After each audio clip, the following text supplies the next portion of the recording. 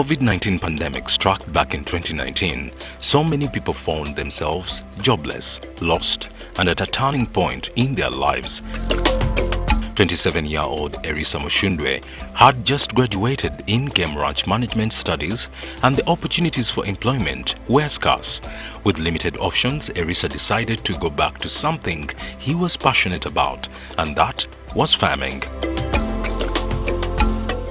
Coming up, you need to also do work that allows you the time to discover yourself as a person, because at the end of the day, you will grow old and not know who you are, and try to self-discover at an old age like a lot of people out there.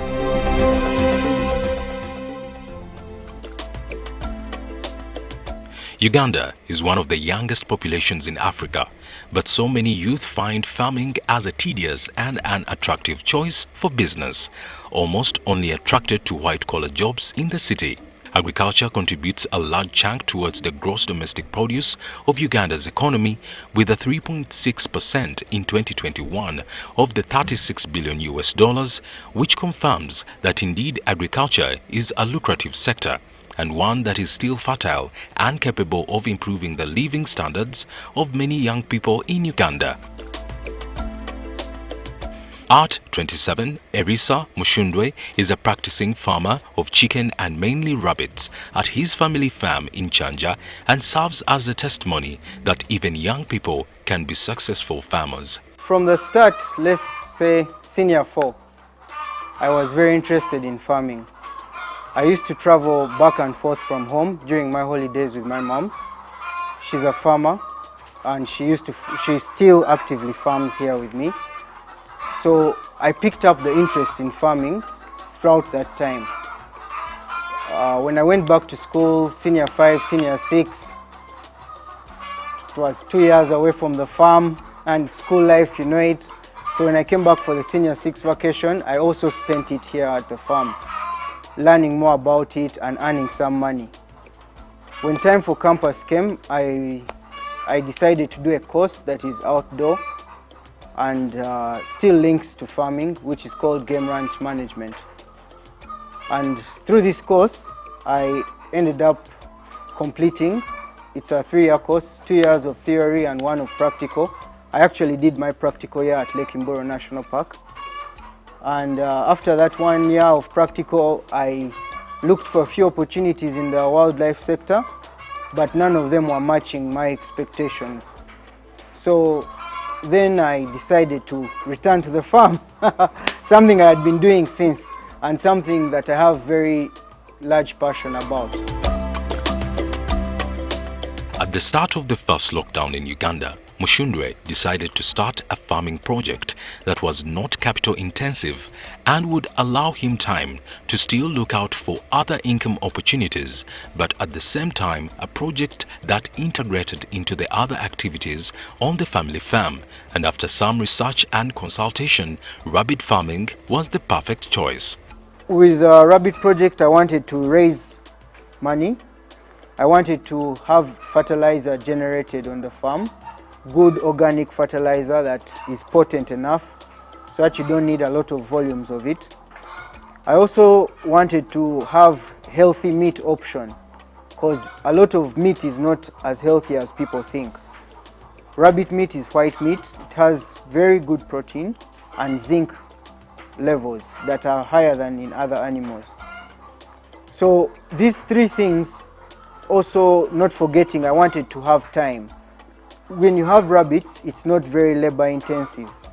So you can have 4 hours of work a day and take care of 200 rabbits, 1 man. I didn't know all about farming rabbits. As a professional game ranger, we study all animals actually, from the rodents in the field all the way to the birds in the sky and the fish in the water, because it's all on a park. But for the rabbits, I had to attend very many trainings around, because there are people who advertise a training, you go there, the knowledge is not there yet. Then there are others who have wowing knowledge, but they don't present it well. So from this and also a lot of study, I did a lot of deep research. I started researching rabbits in 2019, and I only managed to come up with a budget and a plan in March 2020.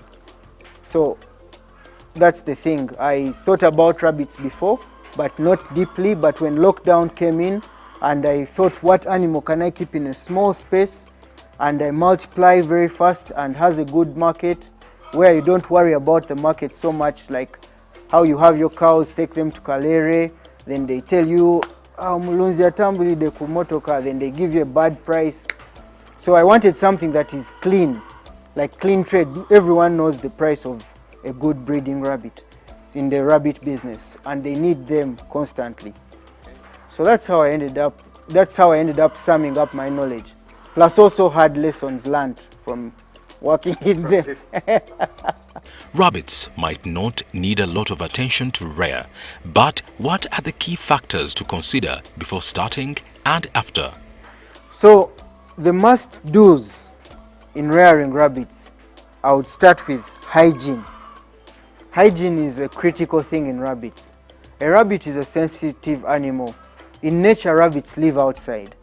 And you know, the outside condition has a great balance of bacteria, good and bad. So normally when the bacteria is balanced, you do not have a lot of bad bacteria. You have mostly something that is healthy for the animal.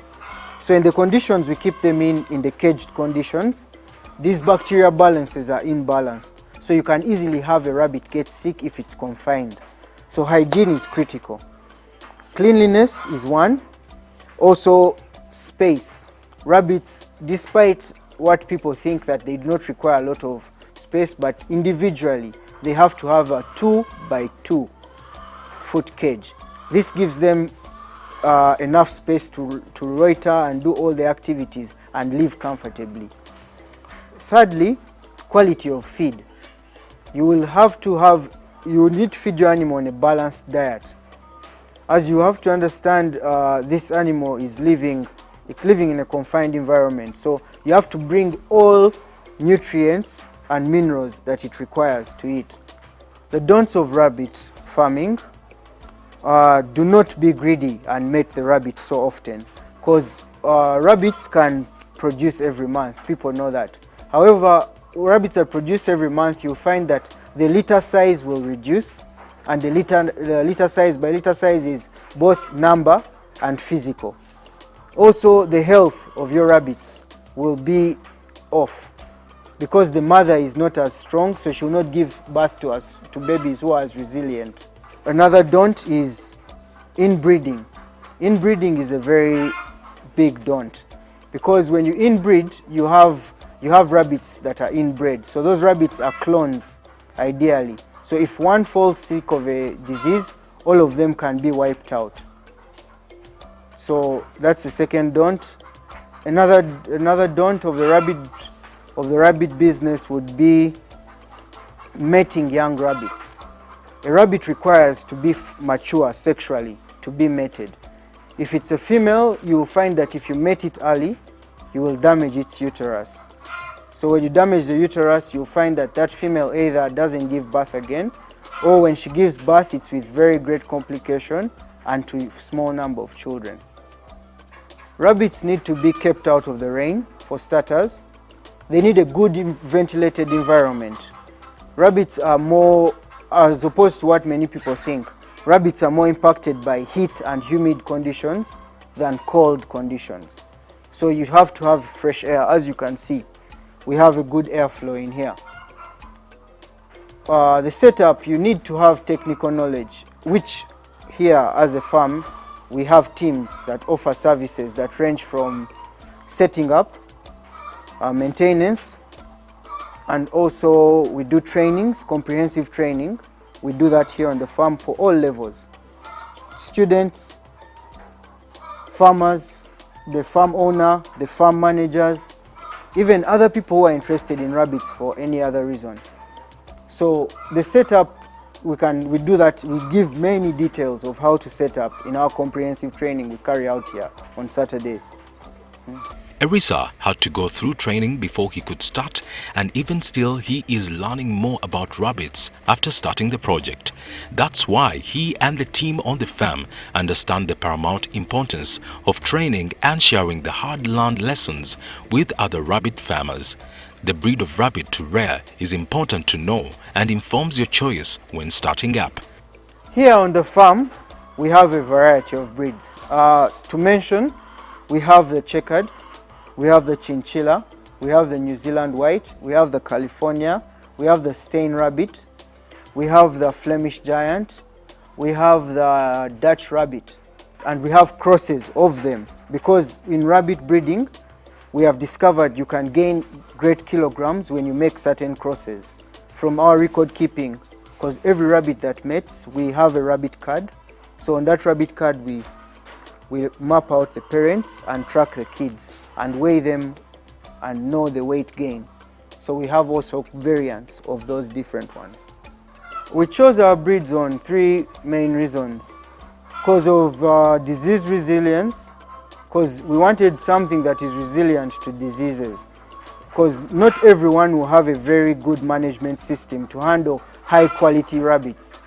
So that's why you have to have the disease resistant genetics bred into these rabbits. So there was disease resistance. We also selected the breed according to the weight gain. We targeted breeds that can actually hit the 3 kilogram weight in 5 months. So that's what we targeted. Then thirdly, we targeted prolific breeders that can have a good sizable number of children and bring them to maturity. Because some rabbits can have large numbers of kids, but you find out of the 8 born, only 4 or 3 reach maturity. However, the ones we selected here, we have targeted ones that can actually raise all the 7 children to maturity.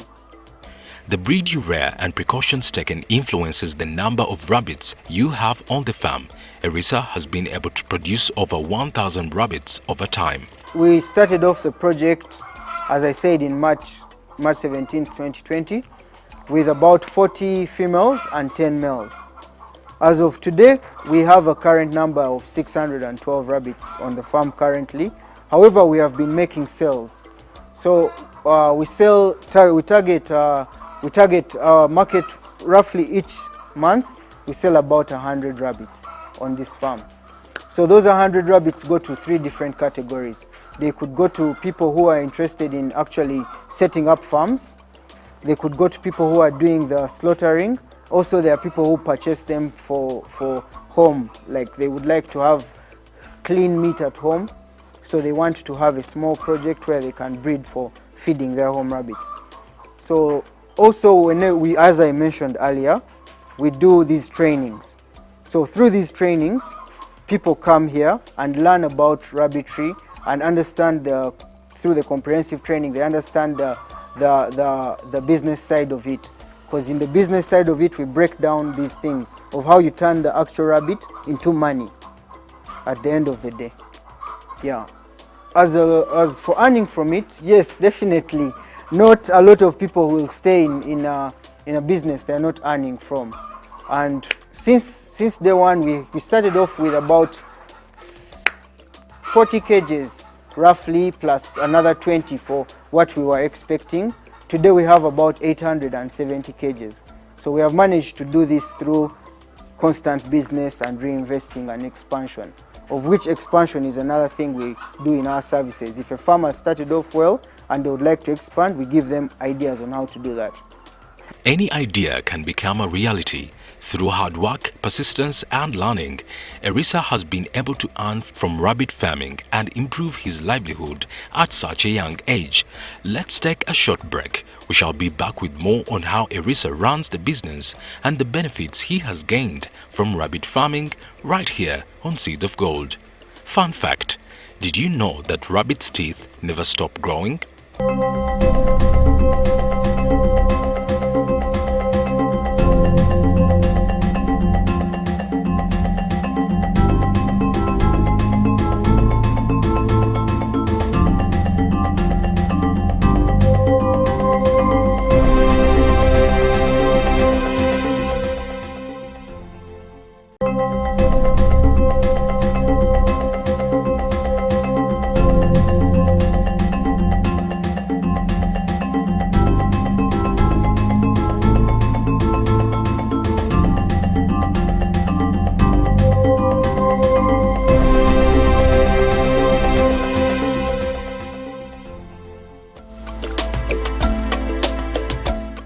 Welcome back to Seeds of Gold. Before the break, we met Erisa Mushundwe, a 27-year-old farmer who graduated in game ranch management studies but failed to get employed, and when COVID-19 struck, he decided to start up a rabbit project. For over 2 years now, he has reared over 1,000 rabbits and continues to benefit from the venture, and his life has not been the same. A lot of people do not factor the value of the time they have, because people pay you for this time of yours.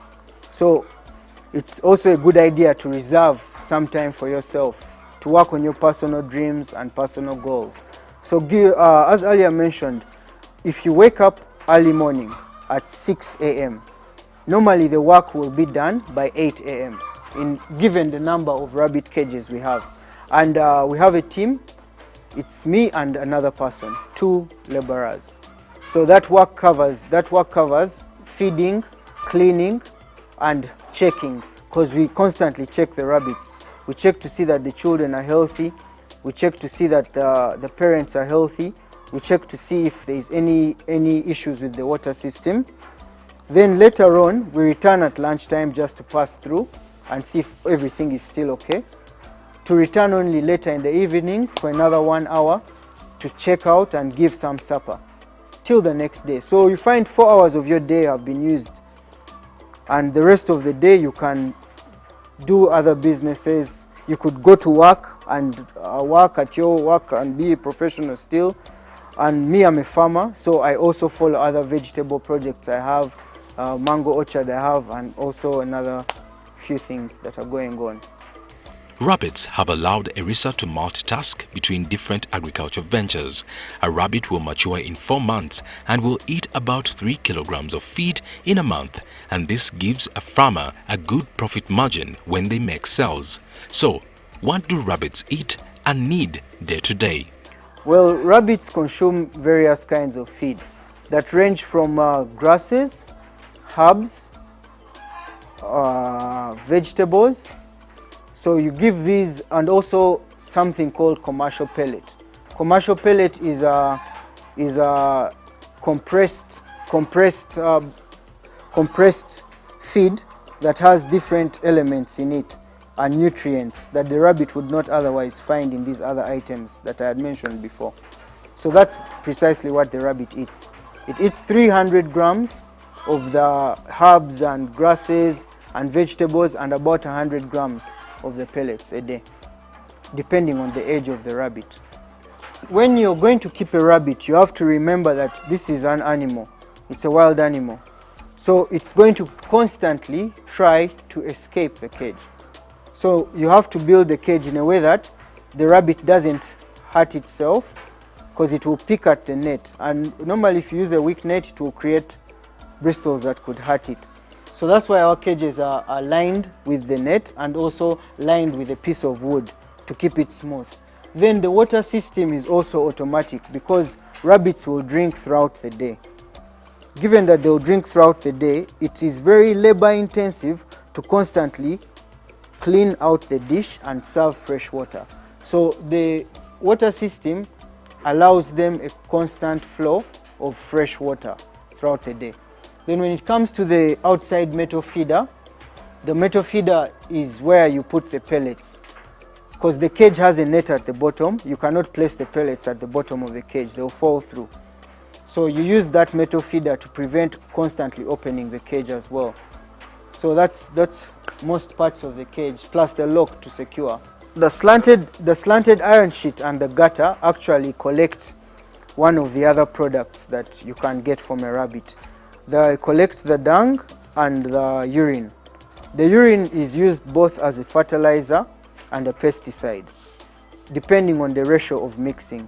When you want to mix for a pesticide, you could do a 1:1 ratio, where you have 1 liter of water to about 1 liter of urine. And then you just spray lightly on the plants. So this can help you get rid of white flies, scale, and aphids. When you look at it as a fertilizer, you do 1 liter to 3 liters of water. So that gives it the NPK that the plants require. So you find your plants get greener and more healthy and give you a more tasty fruit. Then the dung, actually rabbit dung is 4 times more potent than other animals' dung and improves the soil structure, which improves the aeration, which translates to better root penetration of the plants. So that's key when you have plants. You need their roots to have a healthy environment to live in and have enough nutrients taken up. What we do not utilize on the farm, we do sell. A liter of rabbit urine going for about 1,500 shillings a liter.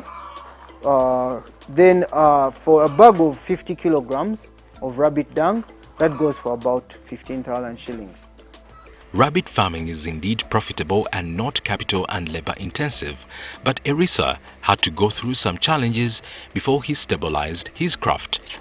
I did go for a lot of trainings, which costed a bit of money, and not all the information I learned from these trainings I did find to be helpful. So I faced a challenge of bad information, which led to death of rabbits. Information on nutrition of rabbits, that is not very clear normally in these trainings. Information on the care of a mother after she has given birth to kittens. Also information on the ages of these rabbits to breed at and how to successfully breed a rabbit and where to find quality breeds of these rabbits. In this business of rabbitry, the biggest challenges you face is raising the numbers that the market requires. Consider the chicken business. It's very hard to sell 10 broiler birds. You will have your 10 broiler birds, and if your family members don't buy them, you're stuck with your 10 broiler birds. But if you had 2,000 broiler birds, you would easily call any serious buyer and they would know, A, you have 2,000 broiler birds, B, you have the ability to raise other 2,000 broiler birds when need be, C, you have quality broiler birds. So if you to remove the broiler birds from that sentence and put rabbits, it's the same thing. However, right now the rabbit business is picking up, so I would really encourage youth to come, educate themselves, because you need quality training to understand, you need comprehensive training to understand how to raise these numbers. You can have good structures, you can have good labor force, but once you lack certain factors in the business, the rabbits will not multiply like they have to. As you know, there are different species. A human produces 1 or 2 children, but they raise them. A rabbit produces many, considering that many will die. So to balance that out and have all those many grow, you need to have correct information. Erisa has benefited from rabbit farming immensely, and he encourages the youth to run after their dreams. When you start off any project, you need to consider that this project requires information. When I started my rabbit project, I understood this part of starting a project. So I sought out information. This information I sought out was fractured. There was good information in it and there was the wrong information in it. So for the first months, I couldn't raise the numbers because I was, first of all, breeding at the wrong time of day. So the males wouldn't actually impregnate the females. I was also breeding young females, so they couldn't produce. So when I finally understood my mistakes, and which I documented, by the way, throughout the time I kept documenting and picking out what works and what doesn't work, to end up coming up with my comprehensive training guide, which I use for the trainings that we carry out here. I ended up coming up with this training program. The training program starts off with how to set up the rabbit farm. And the setup doesn't start with structure, actually, as many people would think. The setup starts with what you have to plant or have access to feed these rabbits. Then the structure, we have teams that we work with that do these constructions. We do the budgeting. You can choose to buy your material, and you just pay the labor. So that also is open, it's a transparent thing. We do the setup, then after the setup we do the maintenance in an advisory role. So you could bring your laborers for training, because our training is for all levels of people dealing with the rabbits. You could be someone who wants to purchase rabbits, keep them for a short time and resell them.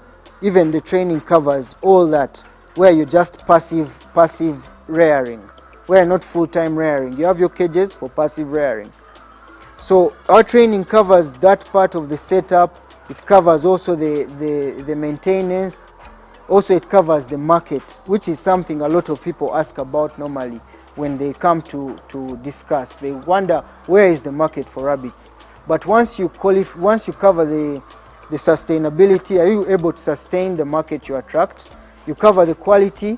Do you have a quality rabbit? Then you cover also the price. When you have a realistic price, you'll sell an item. So our training covers those items. It goes deeper than I've mentioned, but it covers those particular items. At the end of the day, we need to find ways to earn that